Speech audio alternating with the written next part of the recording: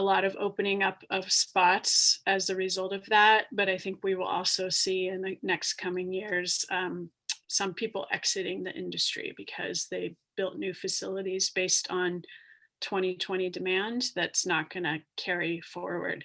I mean, I'll just give you one example. I got a call yesterday from a existing red meat processor in Arkansas, the one who's been there the longest. He said that state is going from 3 USDA inspected plants to 31 this year.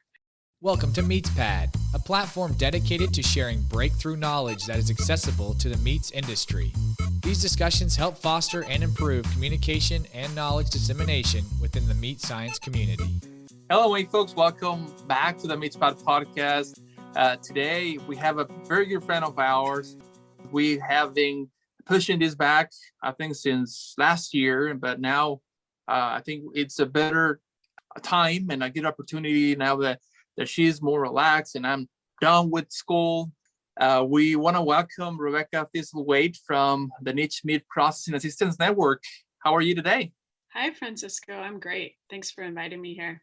It's a pleasure. We appreciate all you're doing for helping small and mid-sized meat processors. And I think what I can tell a little bit about how we met back in was in July, August last year when I was launching our first episodes in English. You have this amazing program out of Oregon, and I think we can start from there.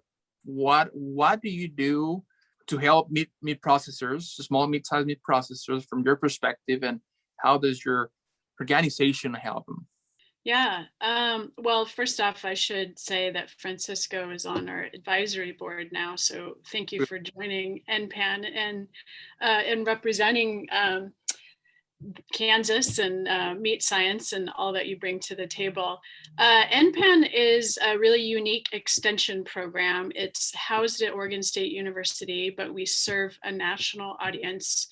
And we're designed as a community of practice. So we're made up of practitioners in the field, whether that is meat producers, meat processors, retail butchers, and others in the niche meat supply chain. We basically exist to help solve each other's problems and strengthen our supply chain. So my members, I have about 1,800 members in our network. Every year they tell me what they want to learn about, what they want me to create content around, from webinars to case studies to videos and other topics and resources. And they just tell me what they want to learn about, and I try to put together content around those topics. I also do a lot of one-on-one technical assistance with folks looking to start new facilities or expand existing facilities. And in the last year, 2020, I have taken more phone calls and emails than ever. I think at last count, I was up to about 1,200 inquiries by folks mainly frustrated by the bottlenecks in the system and wanting to start their own facilities. So that's a big part of what I do, is helping startups. Yeah, thank you. And just for our audience, how do you start NMPAN? How did that start? I mean, can you tell us about the history of NMPAN and then how you got involved with this project? And I think a lot of folks will be interested in just knowing more about you and how this started. Yeah, it's kind of interesting. And it was about 2008, 2009 that a graduate student, Lauren Gwynn from Oregon State, and then a graduate student from Iowa State, Arian DeBoomery, who's also a PhD meat scientist, they were collaborating on a project that was looking at bottlenecks in small scale meat processing. I think it was for their thesis project. And they realized that there was so little extension information out there, or extension specialists who focused on the kind of the business side of meat processing, less so the meat science side, right? And so they started this little fledgling extension program. It was originally housed at Iowa State University that was really designed to be like a one-stop shop for everything small scale meat processing. Because as you know, small scale processors don't have their own food safety labs and their own government affairs department and R&D laboratories and all those things that the large packers have access to. nor did they have any, national extension programs. So they collaborated together, started out with like a website and started doing webinars, and then just quickly from there created a listserv where processors could actually talk to each other and learn from each other and ask questions. And that's grown to over 1,800 folks now in 12 years. So it's a really robust organization. And I like to think of us now as sort of there's the American Association of Meat Processors, AMP, which I think does a fantastic job representing small scale meat processors and their needs, particularly in lobbying and policy. And we don't really do policy per se. We focus on the technical assistance and education. So I feel like we kind of partner and complement each other really well and kind of bring different things to the table. But yeah, we're 12 years old now. We're housed at Oregon State University. I came on 5 years ago as a program manager working with Dr. Lauren Gwynn. And I was just basically taking care of all the day-to-day and putting together all the programming. And then 2 years ago, Lauren Gwynn wanted to pull out of being director because she got promoted, tenured as a faculty member. And so I got elevated to director. And we are a one-woman organization, but I have a fantastic advisory board of 15 individuals, experts from different parts of the industry. And starting in a month, I will have a half-time program assistant as well. So we are a tiny but mighty organization. Yeah, fantastic. And I think you brought up excellent points, especially because you said pretty much the only one in the organization, like pulling all the strings, pulling all together. How do you do that? I mean, how can you be? I mean, I know you speak a little bit of Spanish.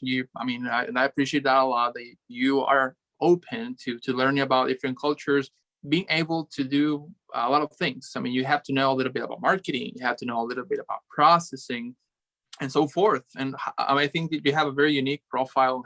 How do you do that? Yeah, I'm really a generalist, so I don't really have any expertise in one field, but both of my bachelor's and master's degrees were broad. My bachelor's was natural resources management, and my master's was international agricultural development.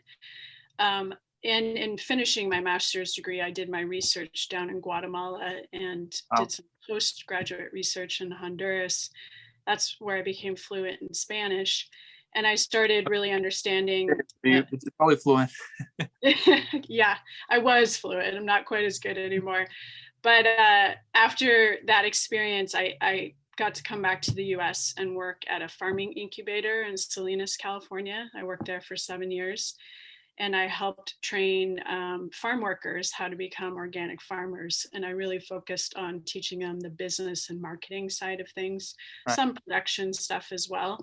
But again, got to use my Spanish, got to develop curriculum, got to see hundreds of farmers get their start and really understand what it took to become, viable farming businesses. And that's what got me. That's really what got me interested in the business side of things. Then I started running my own farm with my previous partner, and we focused on pasture, organic livestock, and poultry production. So that was really my deep dive into animal husbandry and learning how to direct market, because that was the emphasis of our business. And really, it was the only way to survive. There wasn't really an option to be like a wholesale producer, and we had to get top consumer dollar for what we were doing. In that process, after that, we sold our business. I wrote a book about becoming a direct market meat producer called The New Livestock Farmer. And in doing that, I just did so much more research into the processing and the regulations and labeling and all the logistical aspects, cold storage, everything, meat handling. To get meat from animal to plate. And in that process, I found out about NMPAN and just started like mining all the resources of NMPAN, their website and their listserv, all that valuable information. that's how I got introduced to NPAN. And when a position came open to work for them, I was like, absolutely, this is what I want to do. I really love to see businesses thrive. I love to be a matchmaker. Investors call me looking for places to invest, and I introduce them to processors, and millions of dollars have exchanged hands as a result. I find people employees. I help people sell their businesses. Lots of great stuff. So it's different every day, but it's incredibly rewarding too. Yeah, absolutely.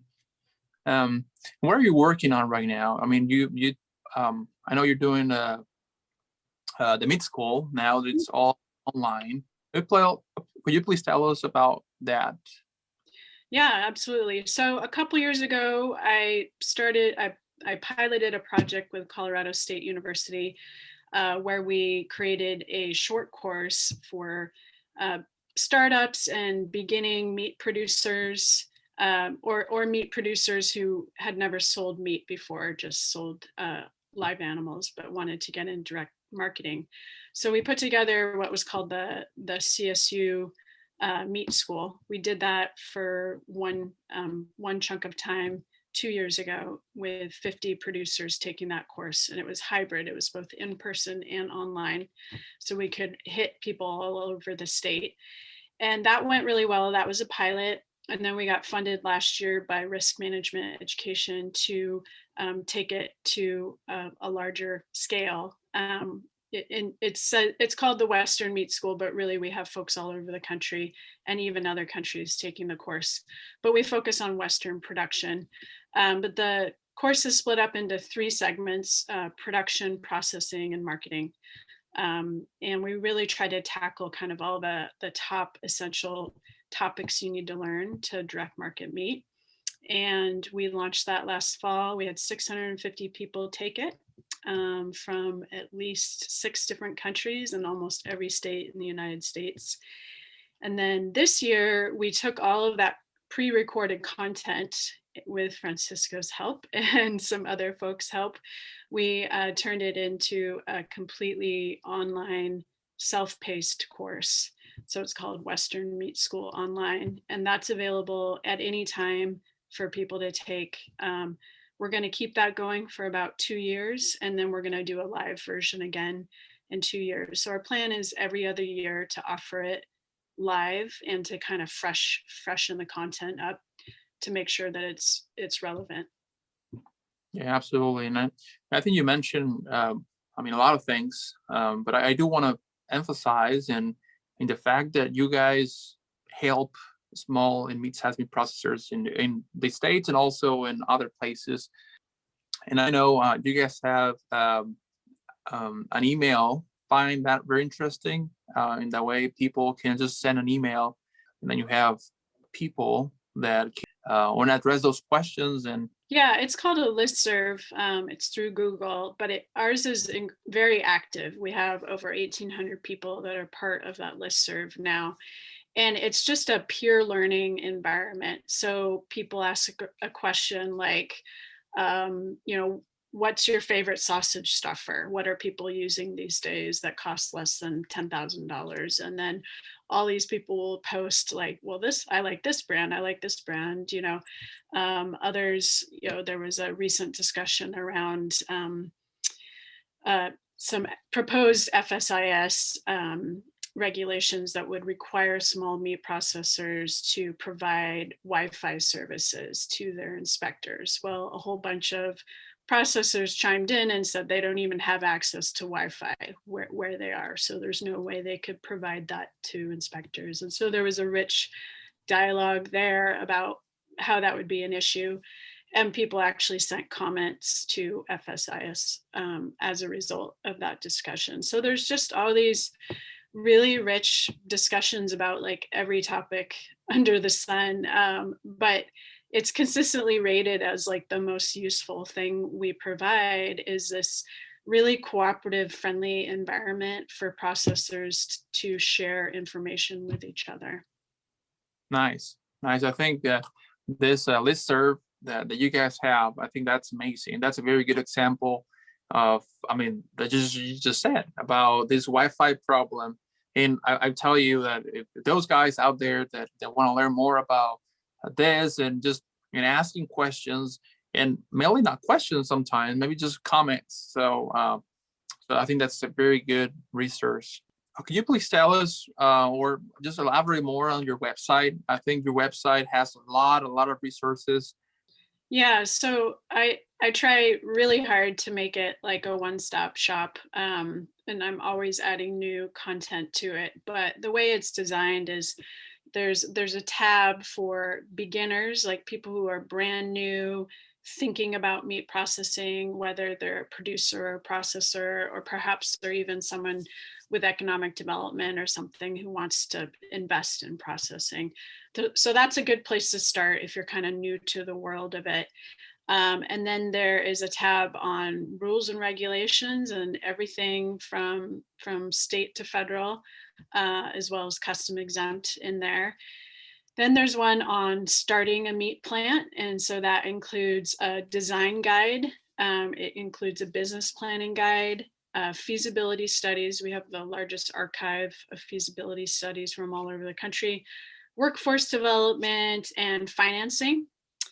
And then there's running your operation tab, which it has a lot more around operational efficiency, keeping your employees happy, making money, improving your margins, stuff like that.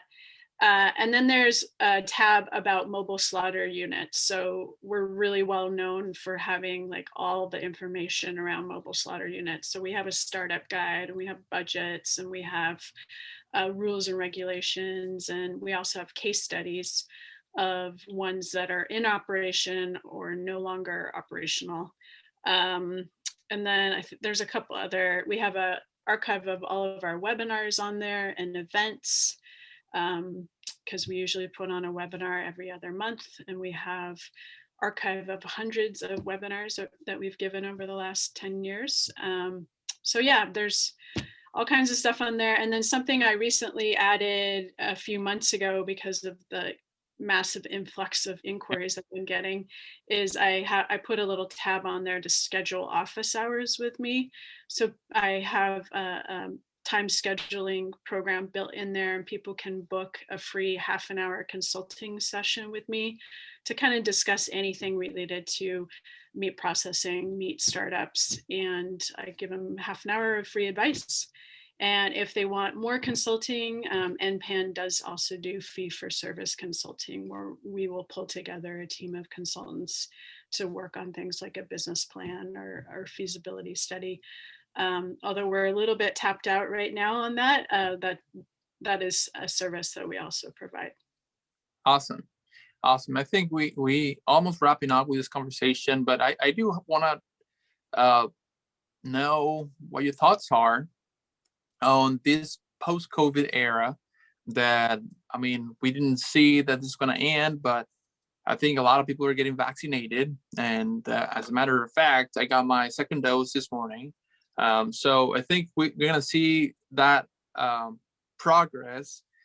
So from your experience and just talking with constantly with meat processors, what are your speculations on the following months as far as, are we going to see more and more small and mid-sized processors? You mentioned that bottleneck in the beginning.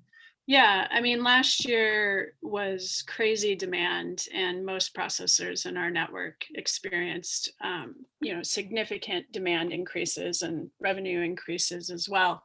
And they were just trying to keep up as much as possible without overtaxing their employees. So farmers book slots well into 2021 as well as into 2022. But a lot of processors in my network have already started to see farmers not coming through with a number of animals that they say they're going to bring, and people canceling slots because they were basing this on consumer demand last year, which has already shifted now that stores are back open and restaurants are reopening and stuff like that. People aren't hoarding as much. That's really what happens last year, So there's been a slackening of demand for processing services in some places. Some calendar spots are opening up again. But the other thing that happened last year is at least 16 states used CARES Act funding to award grants to small meat processors. So that was millions of dollars infused in new facilities and renovating and expanding existing facilities or buying new equipment. So that's expanded a lot of capacity in a lot of states.